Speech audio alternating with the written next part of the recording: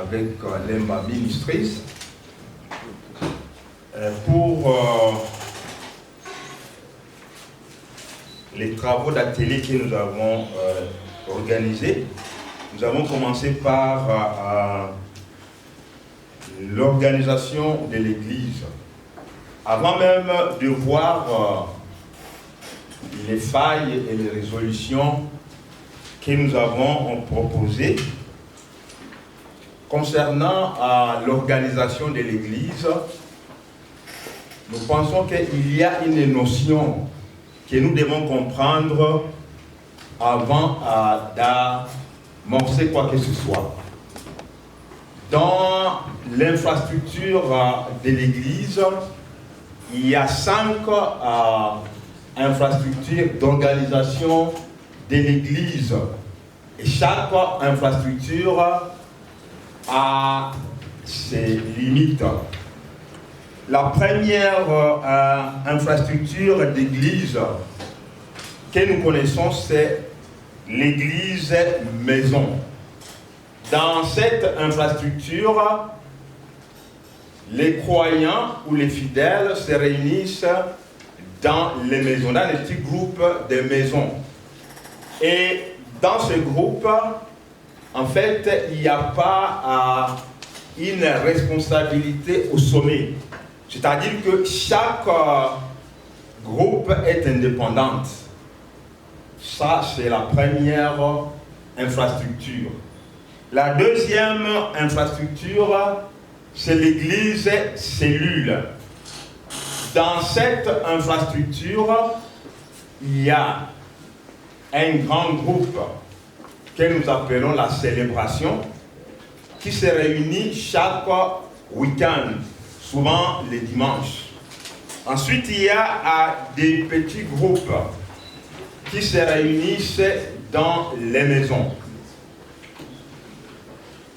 Alors, cette infrastructure ne connaît que deux types.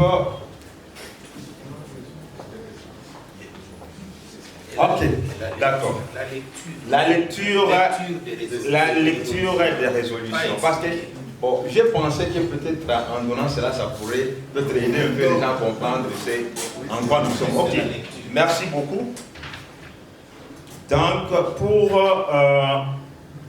les démarches, la démarche que nous avons suivie, donc constater les failles et puis proposer, n'est-ce pas, les solutions à l'égard de cette faille là-bas. Première faille que nous avons remarquée en ce qui concerne l'organisation de l'Église. Ici, nous avons relevé le fait que il y a un manque de petits groupes au niveau des quartiers. Et cela a causé un problème pour certaines églises parce qu'elles ne pouvaient plus se réunir du fait que la grande célébration était comment interdite.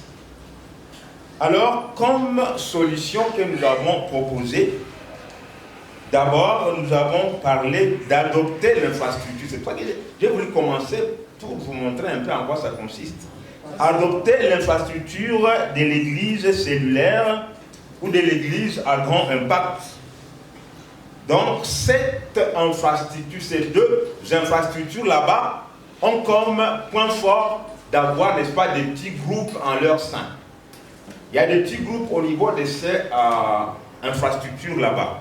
Alors, avec ça, il y avait moyen d'avoir, n'est-ce pas, des réunions dans les maisons.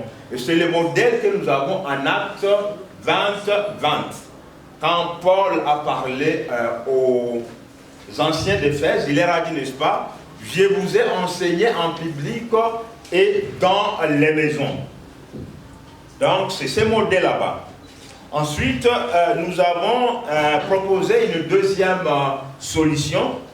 L'Église devrait gagner des familles en ciblant les responsables, surtout les personnes d'influence, et en organisant des réunions dans les maisons. Donc, dans les maisons, n'est-ce pas, de ces différentes familles que l'on gagne. Alors ça, c'était la première faille qu'on a constatée. La deuxième faille, c'était, on a dit, n'est-ce pas, qu'au niveau de certaines églises, il y a une centralisation à outrance. Cela signifie quoi? Cela implique que le pasteur lui-même porte pratiquement toute la charge de l'église. Et comme proposition que nous avons voulu soumettre à l'Assemblée ici présente, d'abord, nous avons proposé à ce qu'il y ait une formation des membres de l'Église pour le ministère. Une formation de membres de l'Église pour le ministère. Ensuite, qu'il y ait affermissement et recyclage au niveau des serviteurs. Parce que quand ils ne sont pas recyclés, le pasteur lui-même, il a tendance à porter toute la charge de l'Église. Ensuite, comme troisième proposition, nous avons pensé qu'il fallait distribuer les tâches au niveau de l'Église, que chacun puisse faire son travail. Donc, il ne faut pas qu'il y ait quelqu'un qui cumule. Voilà, ça c'est la deuxième faille. Troisième faille, il y a certaines personnes qui ont abusé des responsabilités leur confiées par manque de soucis. Alors, la solution que nous avons proposée dans ces cas, c'est qu'il faut tenir, il fallait donc, pendant ces Covid, même si on a confié, par exemple, des cellules à certaines personnes, parce qu'il y a des gens qu'on a confié des cellules, et ils ont abusé, n'est-ce pas, de la confiance que les responsables de l'Église leur avaient confiée. Alors, on a proposé comme solution, c'est que quand bien même on leur avait confié cette responsabilité, il fallait, normalement, que les responsables de l'Église puissent faire le suivi, c'est-à-dire tenir une réunion le lendemain, n'est-ce pas? Par exemple, les cellules se réunissaient le dimanche, et que le lundi, on devait tenir une réunion où chacun, n'est-ce pas, devait donner un rapport, celui qui était censé organiser les activités, et surtout aussi les responsables des finances. Ils devaient donner quoi? Les rapports. Ensuite, le pasteur devait, n'est-ce pas, donner certaines recommandations pour que les choses puissent continuer à marcher comme il faut. Voilà, alors, nous avons parlé de la quatrième faille, c'est la baisse des finances. Et nous avons proposé les solutions suivantes. D'abord, il fallait un enseignement sur l'intendance financière et faire également du suivi. Ensuite, la deuxième solution, il fallait sensibiliser les gens pour mettre leur dîme au caissier de l'église. Parce que, bon, comme les gens ne se réunissaient pas, bon, les brebis étaient éparpillées et on ne savait pas comment centraliser toutes ces choses en ce qui concerne les dîmes. Voilà donc le premier travail en atelier que nous avons, n'est-ce pas, fait hier. Le deuxième travail en atelier pour la journée d'hier, il s'agissait d'examiner les contenus des messages en ce qui concerne, n'est-ce pas, les différentes églises. C'est toujours la même démarche que nous avons, n'est-ce pas, poursuivi, c'est-à-dire constater les failles en ce qui concerne les messages et puis proposer les solutions. Première faille que nous avons constatée, n'est-ce pas, à cet égard, dans nos enseignements, nous avons omis d'enseigner aux gens comment endurer quand les pressions surviennent, et nous avons mis plutôt l'emphase sur l'évangile de la prospérité. Solution proposée. Faire l'équilibre dans nos enseignements entre le spirituel et le matériel. Montrer que le spirituel doit être prioritaire par rapport au matériel, car le matériel est tributaire du spirituel. Matthieu 6, 33. Deuxième faille. Certains pasteurs donnent des enseignements qui stimulent l'ego. C'est-à-dire, ils veulent paraître, n'est-ce pas? Alors, nous avons dit, n'est-ce pas, qu'il faudrait trouver comme solution à cette faille là-bas, donner des enseignements christocentrés. Donc, des enseignements qui sont centrés sur le Messie, sur Christ. Troisième faille que nous avons constatée, on a abandonné les enseignements sur la repentance. En fait, on devrait y revenir. Et bon, même dans ce cadre, parce que bon, on a parlé d'un pasteur que vous connaissez tous, de l'île Maurice, qui parle beaucoup de la repentance. Bon, peut-être aussi l'exagère. On a dit qu'il fallait faire aussi l'équilibre entre ces choses, ne pas aller à l'autre extrême. Quatrième faille, on est beaucoup plus dans les symboles de l'Ancien Testament, message allégorique qui parfois tordent l'essence de la parole de Dieu. Alors, comme solution, nous avons donné, comme solution que nous avons proposé, donner des enseignements qui montrent plutôt ce que Dieu a accompli en son Fils Jésus-Christ. Et cinquième faille, nous avons relevé le fait qu'il y a des enseignements dans certaines églises qui sont basés sur les prophéties plutôt que sur la parole de Dieu.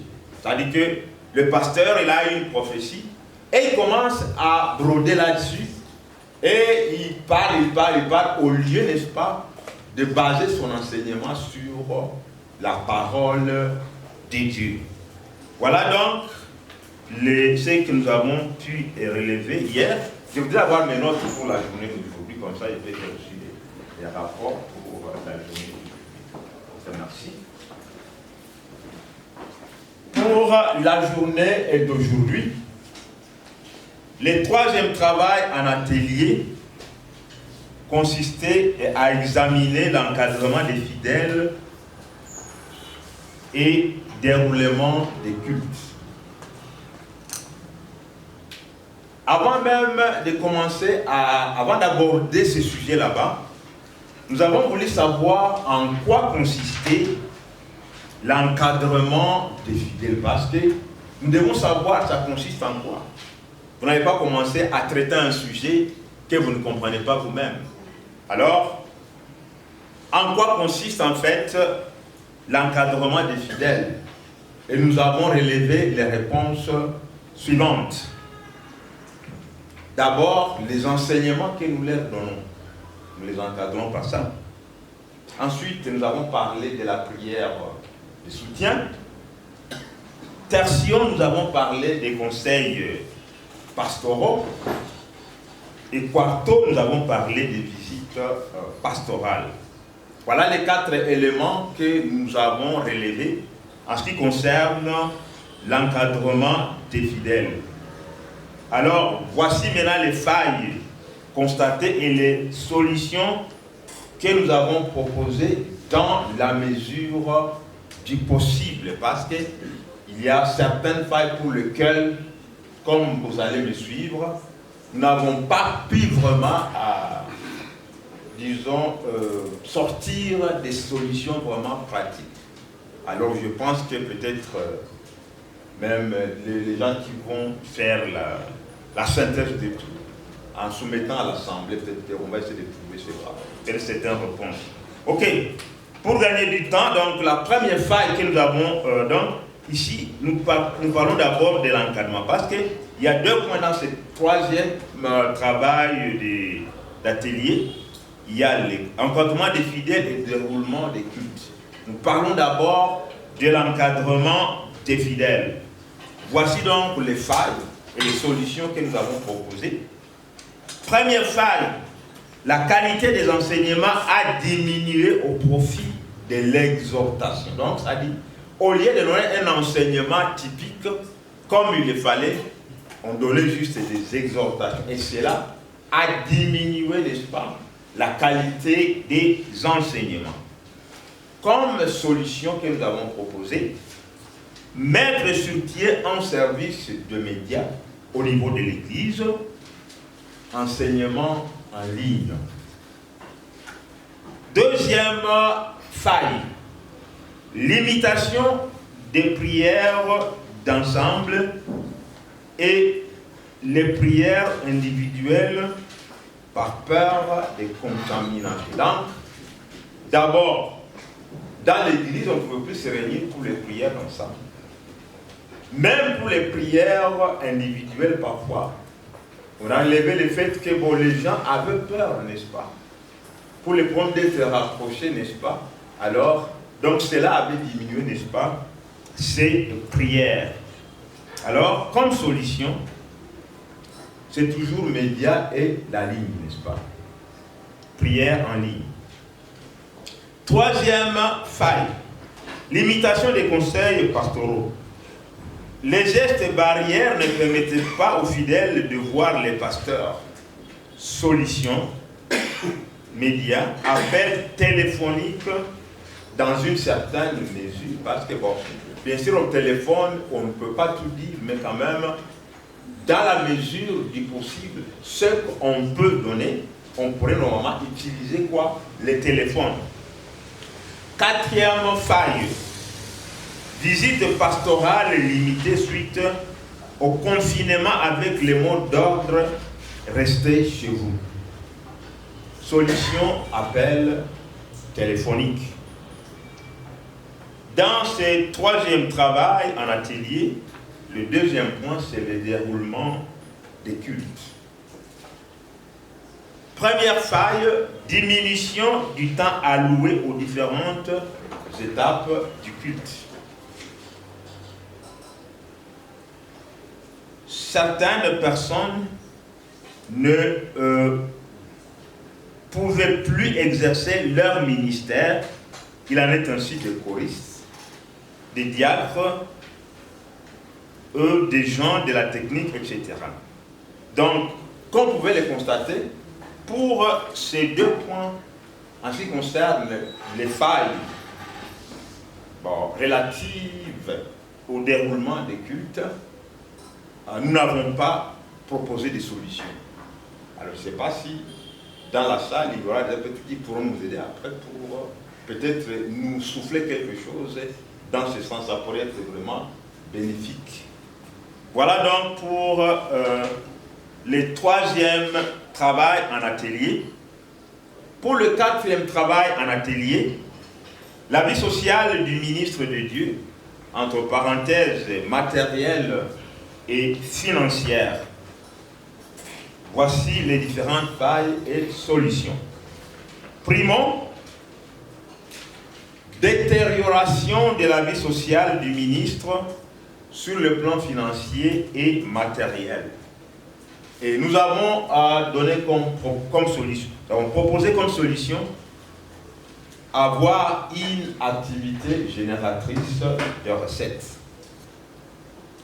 Deuxième faille, il n'y a pas d'organisation pour soutenir la maison du pasteur. Les gens se donnent de la peine pour la maison de Dieu et oublient l'homme de Dieu. Parce que dans notre échange, nous avons vu que normalement, c'est l'homme de Dieu, n'est-ce pas, qui est là pour que la maison de Dieu puisse, n'est-ce pas, être florissante. Alors, c'est lui, n'est-ce pas, les principes moteurs, n'est-ce pas. Alors, on devrait, n'est-ce pas, prendre soin de l'homme de Dieu. Donc, comme solution que nous avons proposée, c'est-à-dire, et cela arrive parce que certaines églises n'ont pas un budget annuel. Donc l'église devrait voter un budget annuel et voir dans quelle mesure est-ce qu'il pouvait, n'est-ce pas, à partir de ces budgets, subvenir, n'est-ce pas, à la vie de l'homme de Dieu. Deuxième solution, nous avons pensé qu'il fallait un département développement au niveau de l'Église pour certains projets. Voilà. Troisième faille, les pasteurs n'ont pas de salaire. Les pasteurs n'ont pas de salaire. Parce qu'ici, je m'explique un peu, parce que peut-être que normalement, vous qui n'avez pas été dans notre discussion, vous ne comprenez pas en quoi retourner notre préoccupation. Parce qu'on se dit ceci que, malgré que le pasteur a une dîme, parce que les dîmes sont comment fluctuantes, n'est-ce pas? Ça dépend des revenus des croyants. Alors, avec ça, normalement, si le pasteur a un salaire fixe, il peut planifier, n'est-ce pas? Je vais en parler dans les solutions, n'est-ce pas? Donc, les pasteurs n'ont pas donc de salaire. Le pasteur a difficile à planifier sa vie et même subvenir